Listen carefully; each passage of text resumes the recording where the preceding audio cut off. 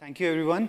And I know this is towards the end of a sequence of very interesting but complex topics that you would have gone through. And I would request about 40 minutes of your time. We will try to cover a bunch of depth over here. And I'm relying on you to just keep it engaging, and please just raise your hands at any point if you want me to slow down or you have any questions that we can answer over here. So let's get started. I'm Gunjan, and I have my colleague with me, Ishan, and we have more colleagues, Virender, Shrikar, and Weber over here. And please feel free to ask any questions during or after the talk on semantic search, vector indexing. We'll be covering a bunch of things. Before we go into solutions, I think depending on how much experience you have tackling these challenges, it is worth spending time understanding the problem space. Because when a lot of people right now are using pgvector for the first time, or using vector databases for the first time, and the mental model we come with coming from the regular B-tree indexes world, or even full text search world, the mental model breaks at a lot of times. So it is worth exploring what are the new variables that are being introduced, how vector indexes behave very differently from regular indexes in Postgre and in other databases before you actually go to the solutions and appreciate some of these techniques. And we had a couple of training sessions, talks by other teams covering vectors, and but I thought it'll help to quickly skim through the basics. In case you are new to the domain, at least quickly introduce the main concepts when we talk about vector databases.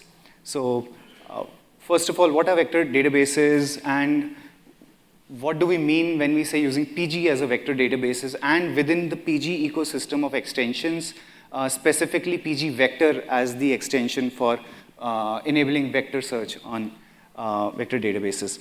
So vectors are a mathematical way of compressing the information in some data. It could be text, it could be image. It is a mathematical representation. So there is something called a model. It ingests your media.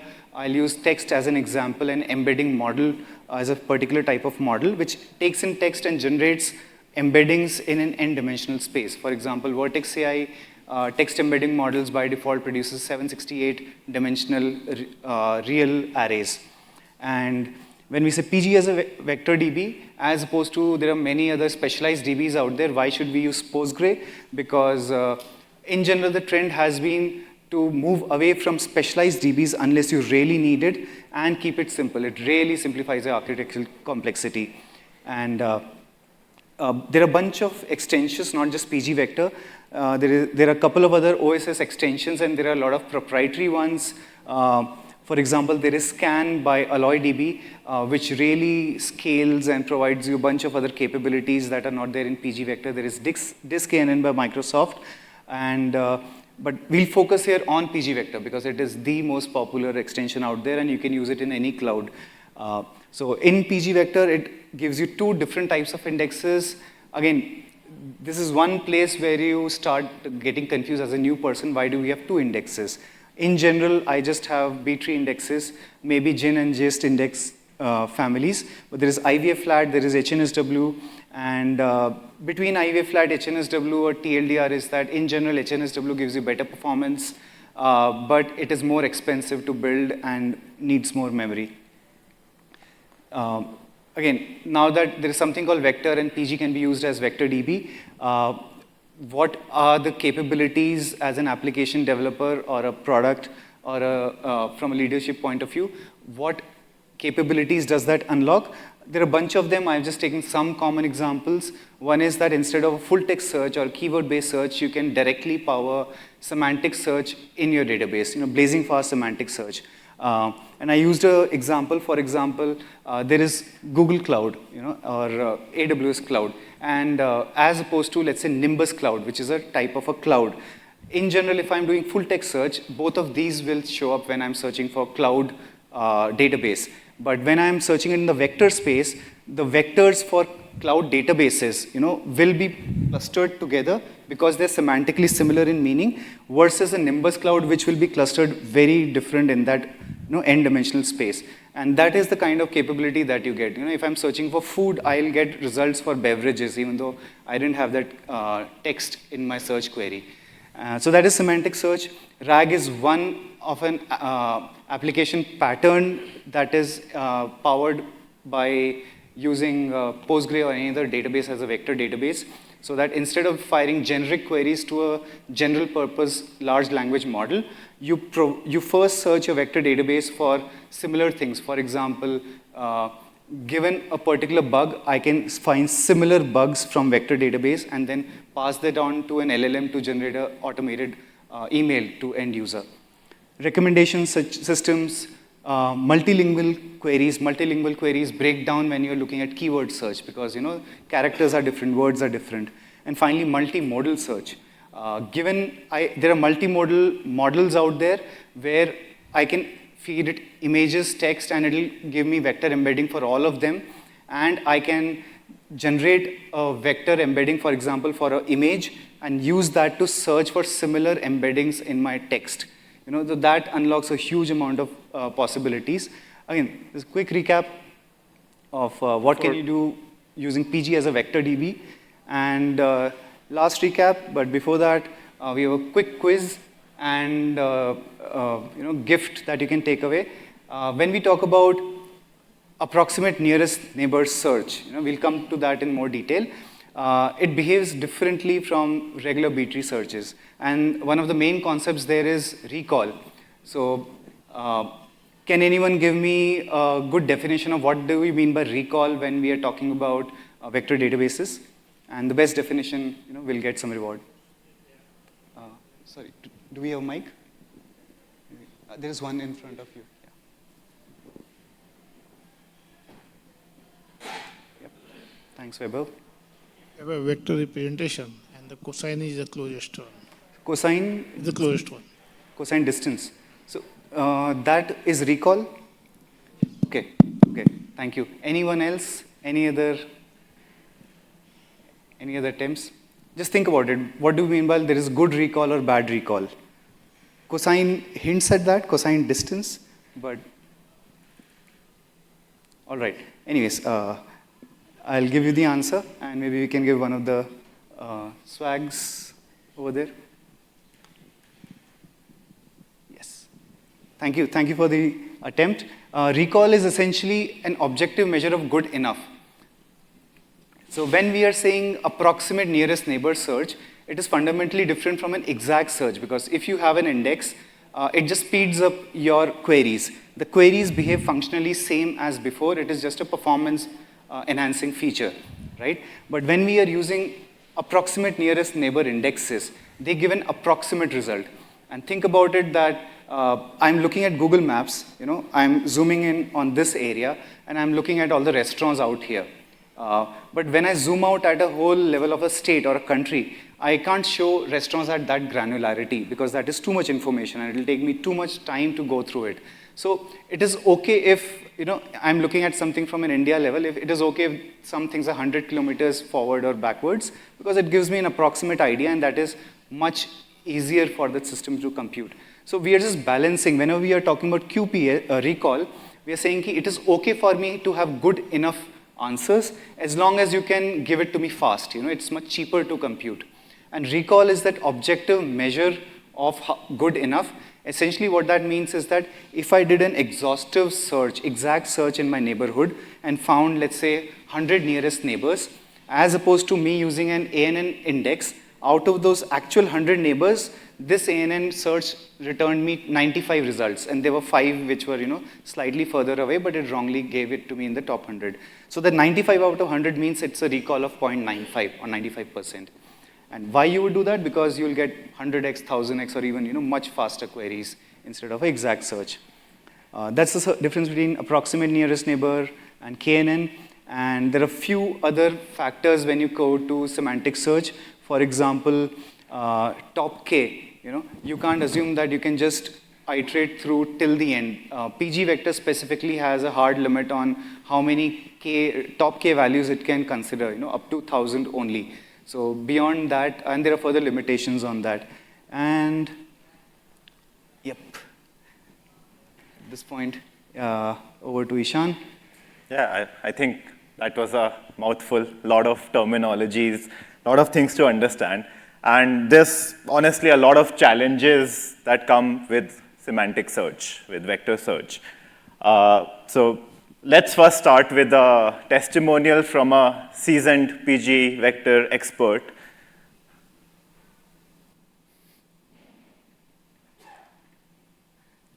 Yep. So scaling vector indexes in Postgres is not stressful at all, and that is how a 23-year is supposed to look like. Anyway, that's just a joke. But honestly, there's bottlenecks everywhere when you try to scale PG vector workloads. And you can hit bottlenecks which are so extreme that if you accidentally hit that, you will have like an exponential exponentially your performance will start suffering.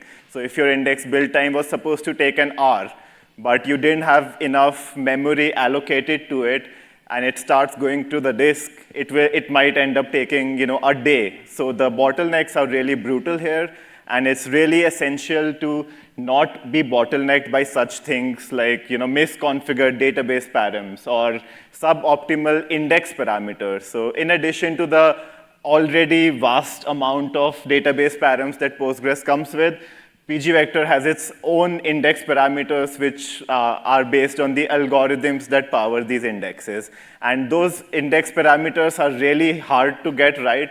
You have to understand how they work, what is that even supposed to mean, like MEF construction. No one knows what that means.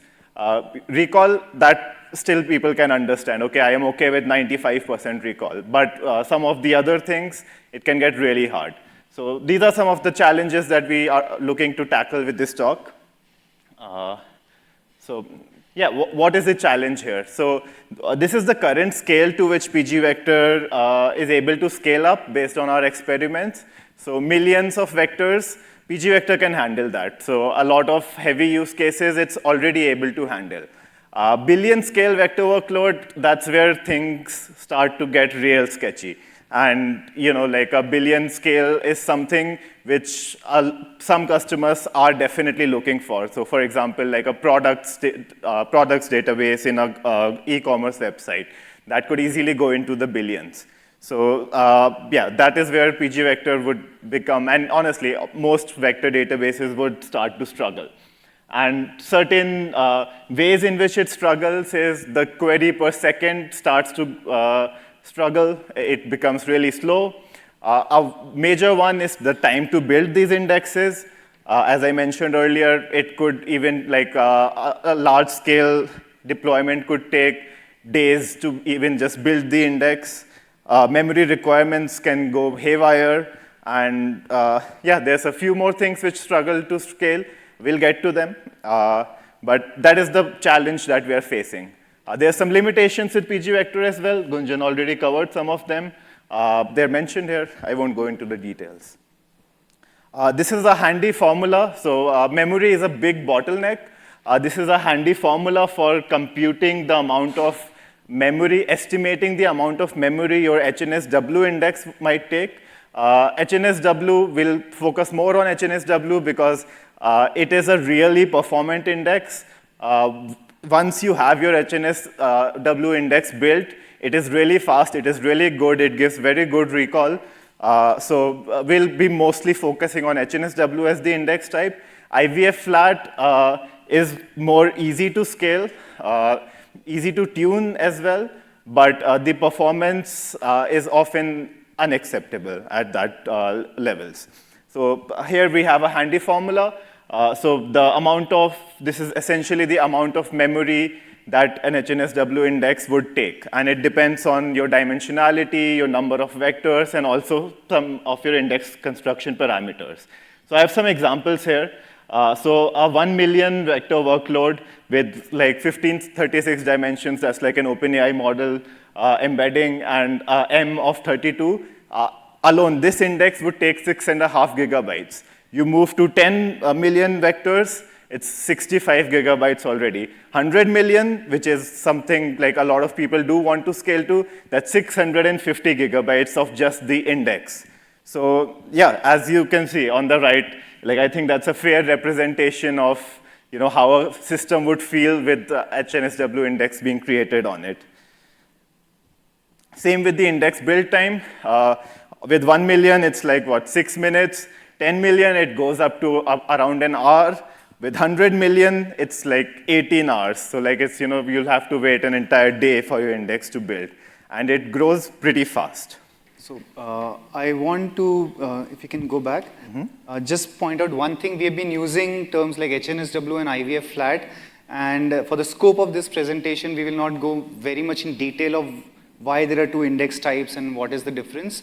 But just to appreciate some of the problems and the solutions we'll be talking about next, I wanted to just give a sufficient analogy so that you can make sense of how HNSW indexes are different from others and what are these magic M and EF construction variables that you see. So I'll use a completely different example from a different domain. Imagine, let's say you're a manager or a recruiter and you have to hire someone for a particular job. This is something which I've actually faced. So sometimes you must have seen situations where you've waited 6 months and you've evaluated n number of candidates because you're not happy that, I haven't found the good enough person. So, you're investing time in finding the right kind of fit for that role. So that is the kind of trade-off that you usually take, handle. Like, am I okay with someone good enough, or should I invest more time in finding a better fit? In case of HNSW, it is just some graph-based data structure which keeps track of, for every vector, which is a node in that graph, what are the nearest neighbors, okay?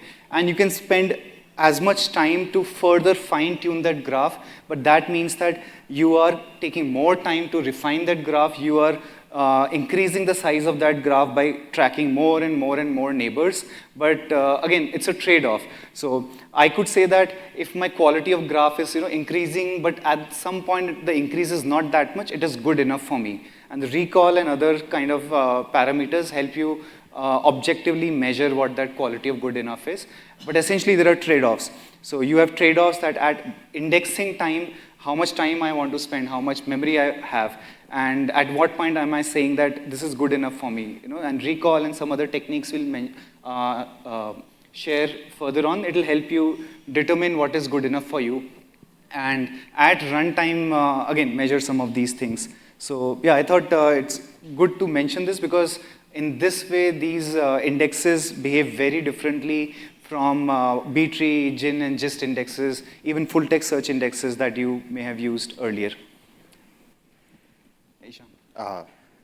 We have experience from a colleague who tried to build pgvector indexes. You already saw the sneak peek of this. So this is how it would feel, right? And this is not normal in the database domain for your indexes to take such a long time to build. And it can even get worse if you don't even know you're hitting certain bottlenecks and you are just waiting around aimlessly, just for an eternity. Anyway, let's move on to filtering. There's a lot of challenges there, Gunjan. Yeah. So KNN, or exact traditional indexes, versus ANN, approximate nearest neighbor indexes like HNSW of pgvector.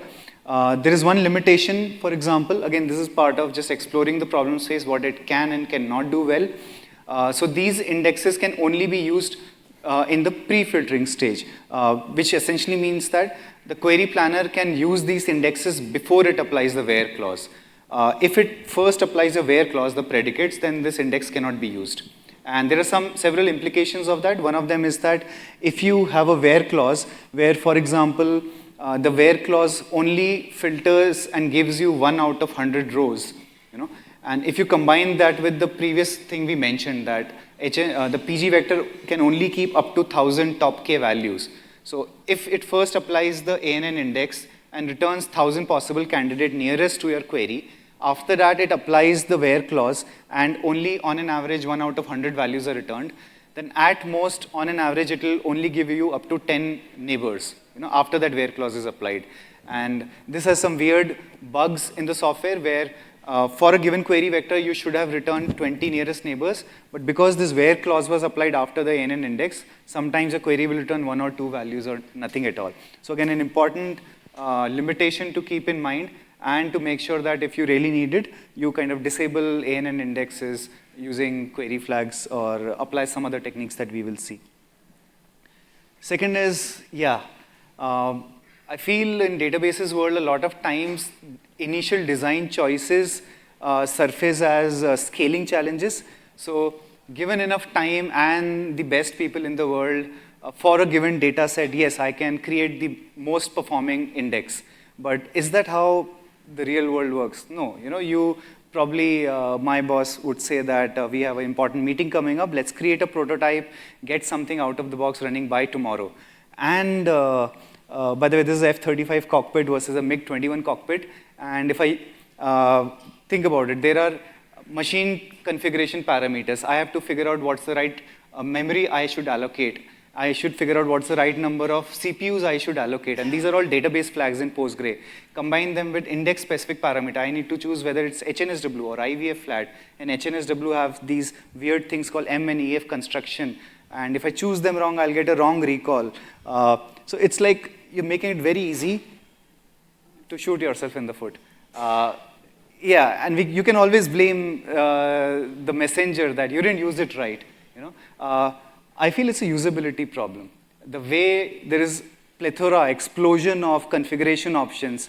If you're a DBA or if you've ever tried to tweak production kind of a PG machine, usually at least I have come off feeling a bit uneasy that at night when I'm sleeping, will this configuration work for all kind of workloads? And you're just expanding that problem domain, making it more complex with even more parameters. So we spent a bunch of time on the problem space. We could have jumped directly on the solution, but I felt that because vector domain is very new, PG vector is very new, so it is good to at least understand the problem domain so that you can start empathizing with challenges which are common to vector space. You could be using any specialized DB out there, but you would have to ask this question, what is the target recall which is good enough for me? And in vector space, typically there is a trade-off between recall and QPS. I can make my searches more and more accurate, but that will reduce my QPS because I'm investing more resources in finding the exact answer. But in some cases, 80% recall may be good enough, and it may give me 10x the QPS. But now let's jump into the actual solutions. The very first thing, before you even go into the more complex world of vectors, is at a PG level.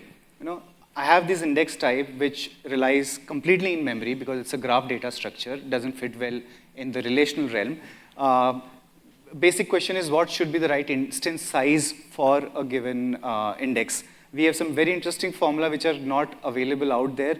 Given your particular data, you can just apply that and compute the approximate amount of memory you need. But you just set the right amount of maintenance working memory, which is used for index time, and shared buffers, which is used at query time. And from PG vector now allows parallel index build. Earlier versions did not allow that. So you set it to as close as the number of CPUs you have available, or choose the right instance type so that you can do things in parallel. And next technique. Again, we are talking even before you come to PG vector and Postgre. In the world of vector databases, you have some large language model where you feed in your data. I'll take the use of example of text embeddings because it is very common.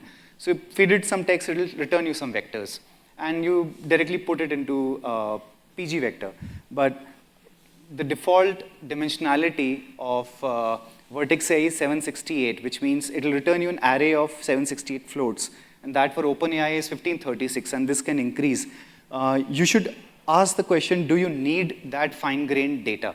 If you have a small data set, or if your data set does not have that inherent dimensionality or complexity, then there are mathematical techniques out there which will allow you to reduce the number of dimensions. And one simple way of visually visualizing that is that there is a 3D cube where there are 3 axes, X, Y, Z, but if you flatten one axis, it becomes a 2D kind of a flat plane, those blues, yellows, greens, and reds. It's very easy to visually see which ones are close and which are far in that 2D axis, right? But if you want to further reduce your storage space, your compute time, and so on, you can further compress it into one dimension. Again, you'll use some resolution. It'll reflect in some kind of recall loss, but at times it is worth quickly experimenting. Can you apply these mathematical techniques to reduce the number of dimensions? Because it greatly reduces memory requirements, time, and so on.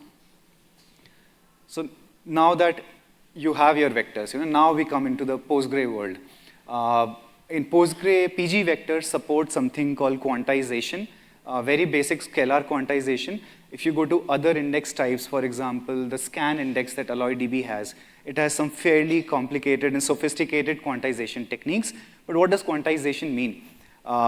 Very simple example of what pgvector supports is, okay, before I even go to pgvector, all of you, some of you who are old enough, in my college days, I used to burn an MP3 into 5 floppy disks, 3.5-inch floppy disk.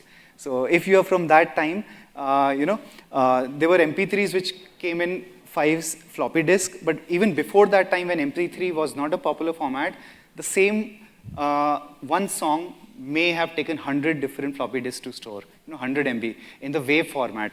And essentially what the MP3 format did is that it lost a bit of resolution quality, but it compressed that data into a smaller space. So in case of vectors, what that means is that, let's say 768 dimension vector, each value, instead of taking 4 bytes, I will just store an approximate value in 2 bytes. And that's a half-vec data type that pgvector supports.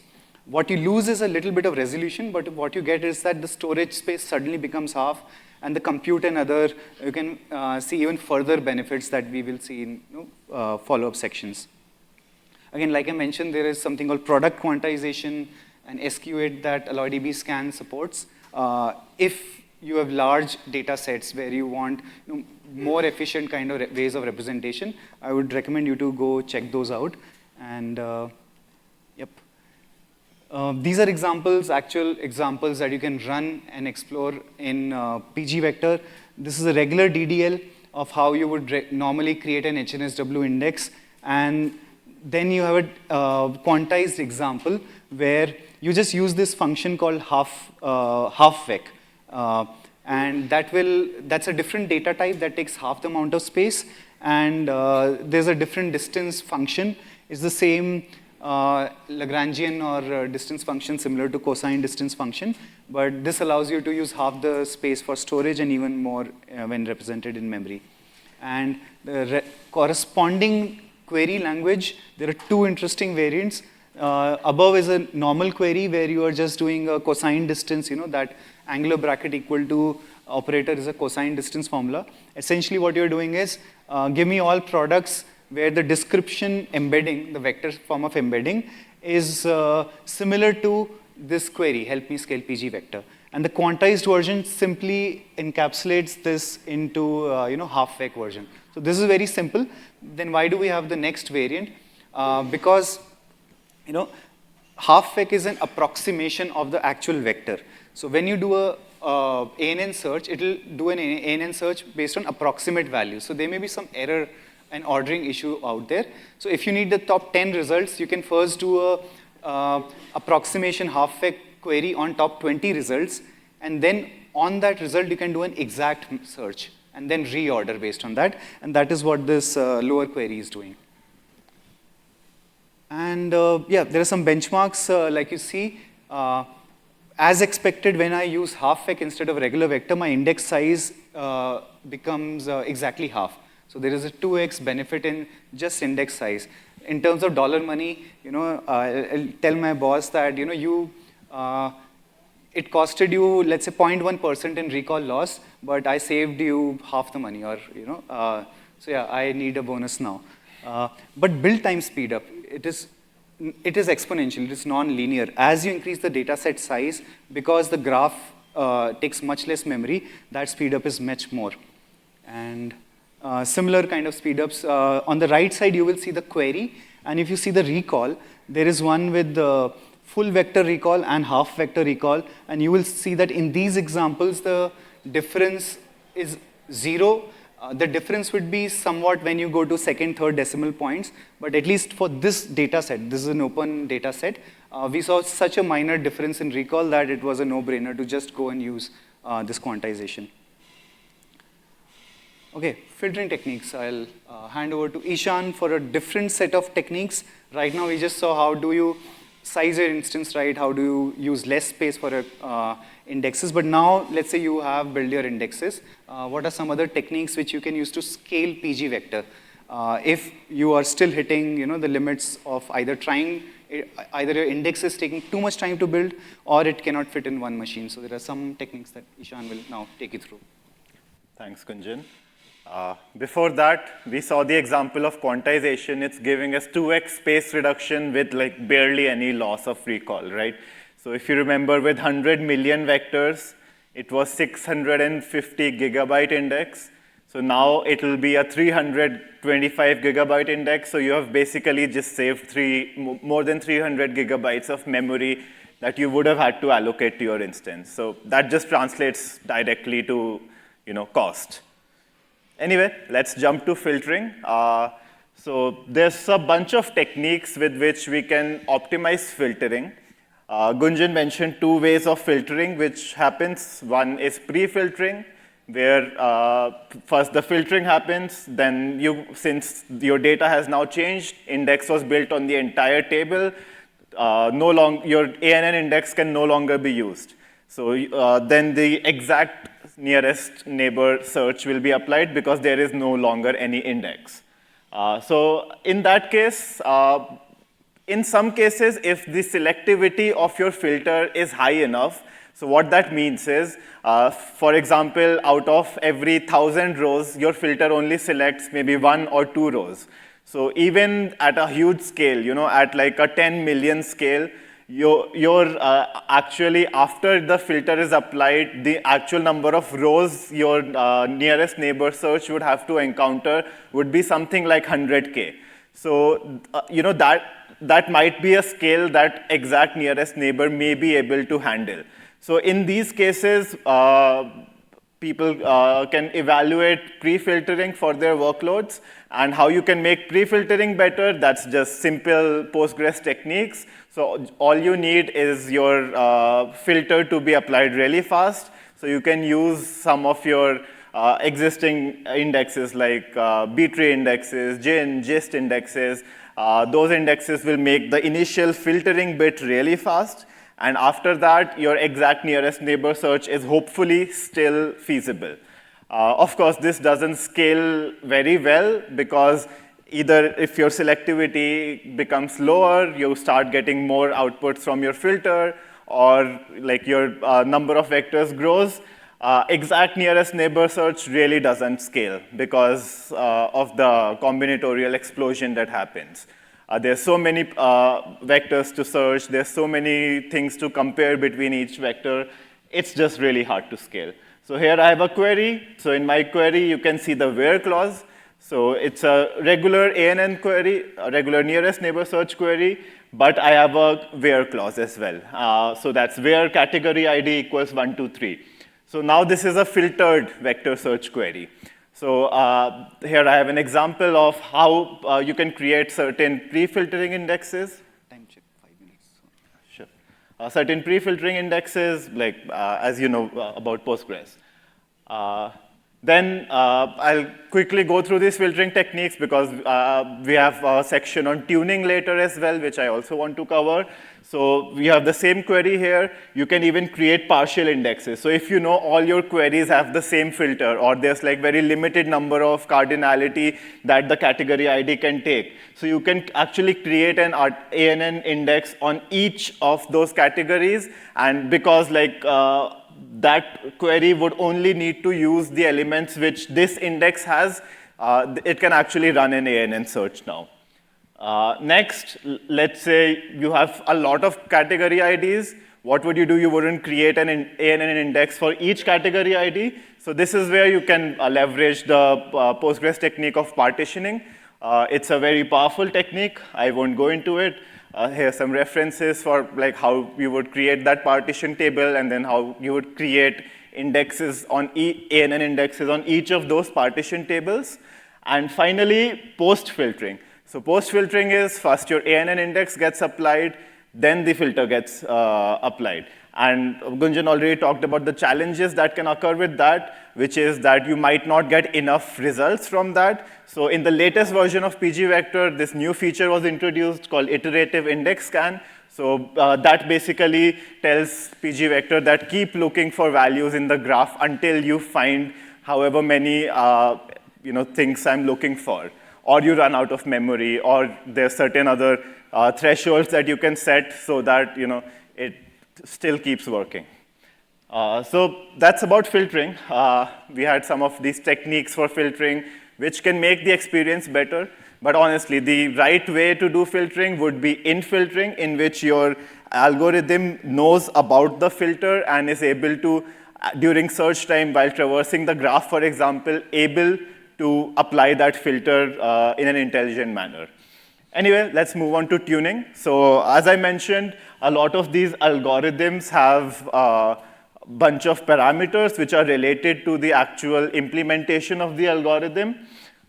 This is a recap. We'll move on.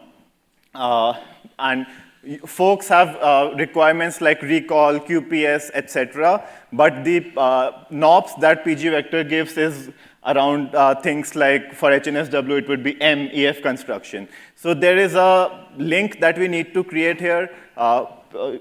There's a need to understand how to tune these parameters to get what you're looking for, so like how to get that exact recall. And since there's so many combinations of parameters, there's a combinatorial explosion, changing one thing can lead to other behaviors changing as well, sometimes in a very unpredictable manner.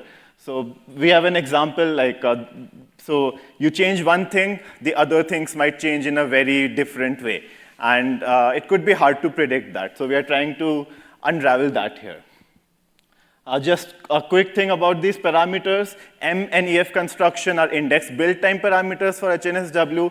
EF search is a search time parameter for HNSW. The search parameter is used to control the trade-off between recall and QPS. So if you want a higher recall, you can set EF search to a high value. You will get lower QPS for your queries, and vice versa. The effect of the other parameters, M and EF construction, I've also noted down here. They all come with a cost, because everything comes with a cost. It's all about trade-offs in pgvector. But essentially, with a greater value of M, greater value of EF construction, we can support higher recall for like more complex data sets, just as an intuition. And it will come at the cost of resources, and maybe even like memory, index build time, things like that. It's really complicated. We have our friend here again. So we have a quick way of, yes. So if anyone is aware about hyperparameter tuning in machine learning algorithms, there are various hyperparameters. So a very simple technique to tune these hyperparameters is the grid search method, which is essentially going over all possible combinations of your hyperparameters, finding what is the right one. So we have some typical values of what the M and EF construction should lie around, what is the target recall that most people expect. So essentially what you do is you grid search for all of the pairs of M and EF construction, and you evaluate the QPS at the target recall for each of those graphs. Keep track of index build time and memory as well, so that you know that this is what you need to expect. I'll just jump in for one thing. So there are multiple techniques you can employ when you have multiple parameters and you need to change all of them, because in the naive approach, if let's say you have 5 parameters, so total problem space becomes M into N into P into Q, It's like an exponential number of variants that you need to test. And that's a nightmare for anyone. So just go through literature, or this is a very simple hack, and we've tried to depict it visually. There's a paper down there, link. You'll get this deck. Essentially, instead of doing a naive search of all combinations, you just traverse a path and you apply some heuristics to see that if this is good enough, let me move to the next most likely one. And I think we'll move forward from here, but there are several techniques, including one that we are evaluating, which is that oftentimes if you just use 10% of your data set or 100K number of vector rows, cap it at 100K rows, usually that gives you accurate enough results which are close enough as to what you would get with all the data set. And imagine, like 100 different combinations you are trying during indexing time to find the right recall QPS. So 100 times you're running that experiment, and instead of your full data set of 1 billion rows, you can just run it on 100K. You'll get several thousand times the speed of iteration. And anyways, you can just, the final few combinations that you found to be good, you should just validate that in the end. So there are some useful heuristics, and you should get this deck, and you can take a look at those later. But we'll quickly run through the remaining slides to give you an idea of some of the common techniques. And in general, please reach out to us if at any point you have any questions. Happy to meet. But yes, so PG vector summaries. Vector is a new domain. You need to change your mental model of what the problem space is, because it doesn't behave in the same as B-tree world or the traditional databases world. And the first part of it, we try to build that mental model. And in the second part, we tried to cover things in PG vector and even before or after it, some of the techniques you can apply to save you days of trying to build an index, or having built an index and then trying to cross your fingers that the results are good enough. Can you move to the next slide? So we would love to hear more from you. We are ourselves working in the AlloyDB team for scan index, and in the Cloud SQL team with PG vector. We are doing a bunch of things to reduce this complexity, which makes it very easy for you to shoot yourself in the foot first few times. So we are trying a bunch of things, and we would love to hear from you on your experience if you tried to build vector indexes or build vector indexes at scale. So happy to connect. We might have 1 minute or maybe not. Okay, a quick pop quiz, and happy to take questions after that. Can you give me 3 types of distance functions that are available in PG vector? Okay.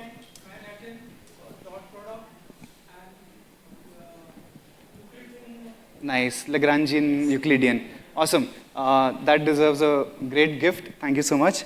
And 2 techniques for reducing the size of vectors that we discussed. Anyone else? Yes, please. Principal analysis, okay. One is dimensionality reduction, and the second technique? No, both of them are dimensionality reduction. Any other technique other than dimensionality reduction? Anyone else? It may start with a Q. Okay. Maybe one gift back there, and for quantization, I don't know, there's a... I think there will be tea outside. Thank you so much. Thank you for your time, and looking forward to connect with you and hearing your experience with vector databases. Thank you. Thanks, everyone. Thank you.